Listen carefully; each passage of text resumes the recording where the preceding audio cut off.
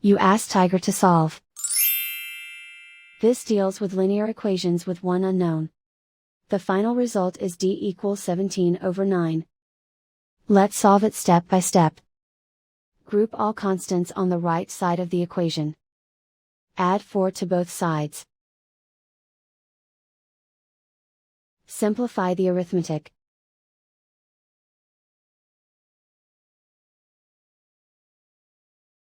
Isolate the d.